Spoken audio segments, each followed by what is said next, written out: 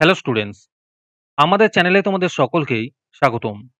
আজকের ক্লাসে আমরা ক্লাস 8 এর রায় মার্টিন 2024 প্রশ্নবিচিত্রার পরিবেশ বিজ্ঞানের সেকেন্ড ইউনিট টেস্টের 10 নম্বর স্কুলের প্রশ্নোত্তরগুলি করব। পরিবেশ বিজ্ঞানের আগের স্কুলের প্রশ্নোত্তরগুলি তোমরা যদি দেখে না থাকো তাহলে অবশ্যই আমাদের চ্যানেলে গিয়ে দেখে নিও। নিচে ডিসক্রিপশনে লিংক আমি দিয়ে রাখলাম।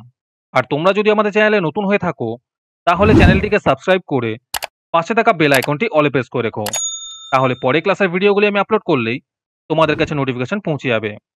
তাহলে শুরু করা যাক। 10 নম্বর স্কুলের প্রথমে আছে সঠিক উত্তরটি নির্বাচন করো। 1 নম্বর প্রশ্ন হলো পরিবহন পদ্ধতিতে তাপ প্রবাহিত হয়, এর উত্তর হবে তরল ও কঠিন পদার্থের মধ্যে দিয়ে। 2 নম্বর প্রশ্ন হলো এই বিক্রিয়ায় জারিত হয়েছে, এর উত্তর হবে Fe। 3 নম্বর প্রশ্ন হলো টিনের প্রলেপনে ব্যবহৃত তড়িৎ বিশ্লেষ্য পদার্থ, এর উত্তর হবে SnCl2। 4 নম্বর প্রশ্ন হলো লোহার মরচে পড়া একটি, এর উত্তর হবে রাসায়নিক বিক্রিয়া।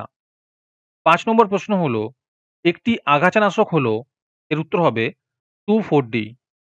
তোমাদের মধ্যে থেকে যে কোনো 10 জন আজকের ক্লাসের পিডিএফটি ফ্রিতে পেতে পারো। তার জন্য তোমাদের এই ভিডিওতে লাইক, সাবস্ক্রাইব এবং একটি সুন্দর কমেন্ট করতে হবে। এই ভিডিওতে যখন 100টি লাইক এবং 100টি সাবস্ক্রাইব হয়ে যাবে তারপরে আমি এই ভিডিওর কমেন্টের মধ্যে থেকে র্যান্ডমলি যে কোনো 10 জনকে বেছে নিয়ে তাদের সঙ্গে যোগাযোগ করে এই ভিডিওর পিডিএফটি দিয়ে দেব। আর যারা আগে থেকেই আমাদের চ্যানেলটি সাবস্ক্রাইব করে রেখেছো তারা শুধু লাইক এবং কমেন্ট করলেই হবে। আর বাকিরা এই পিডিএফটি 3 টাকা দিয়ে আমাদের হোয়াটসঅ্যাপ নাম্বার 7501121499 যোগাযোগ করে নিতে পারো। তারপরে 2 নম্বরে আছে অতি সংক্ষিপ্ত উত্তর দাও। 1 নম্বর প্রশ্ন হলো 100 ক্যালোরি তাপ যোগ করে 5 গ্রাম জলের উষ্ণতা কত পরিমাণ বাড়ানো যাবে তা সেলসিয়াস স্কেলে প্রকাশ করো, এর উত্তর হবে 20 ডিগ্রি সেলসিয়াস। 2 নম্বরে আছে শূন্যস্থান পূরণ করো।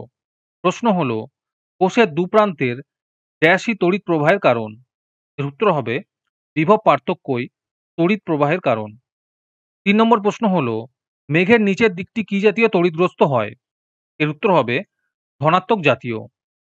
4 নম্বর প্রশ্ন হলো চুনাপাথর থেকে পোড়াচুন তৈরি হলো, এটি কি ধরনের পরিবর্তন বিক্রিয়া সহ লেখো, এর উত্তর হবে তাপগ্রাহী রাসায়নিক পরিবর্তন।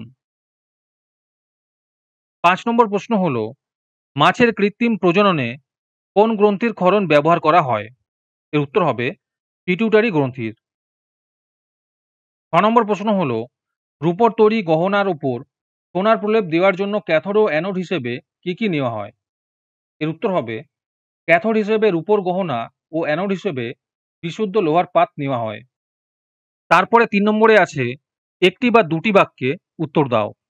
এই প্রশ্ন উত্তরগুলি আমি তোমাদের দেখিয়ে দিচ্ছি, তোমরা দেখে দেখে নোট ডাউন করে নিও। 1 নম্বর প্রশ্ন হলো একটি 200 গ্রাম ভরের তামার পাত্রে তাপ প্রয়োগ করে উষ্ণতা 50 ডিগ্রি সেলসিয়াস থেকে 90 ডিগ্রি সেলসিয়াস পর্যন্ত বৃদ্ধি করতে কত পরিমাণ তাপ প্রয়োগ করতে হবে।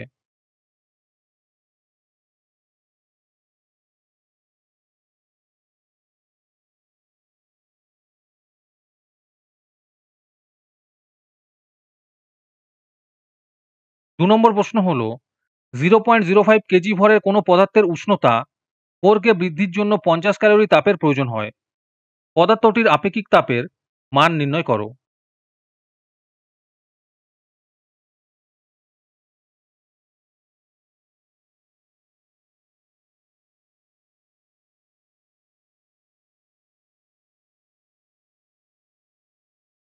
তারপরে 4 নম্বরে আছে 3-4টি বাক্যে উত্তর দাও।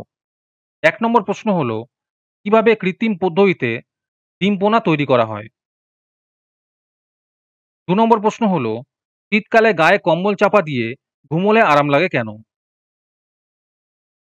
3 নম্বর প্রশ্ন হলো রাজকীয় জেলি কি।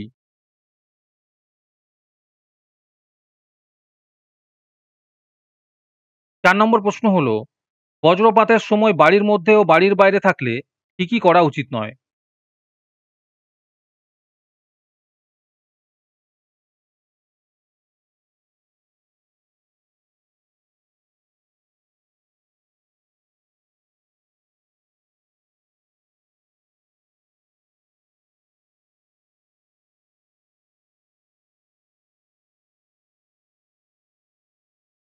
5 নম্বর প্রশ্ন হলো, পোড়া চুনে জল দিলে পলি চুন তৈরি হওয়া ছাড়াও প্রচুর স্টিম তৈরি হয়। এর কারণ ব্যাখ্যা করো। আর তার সাথে আছে অনুঘটকের বৈশিষ্ট্যগুলি লেখো।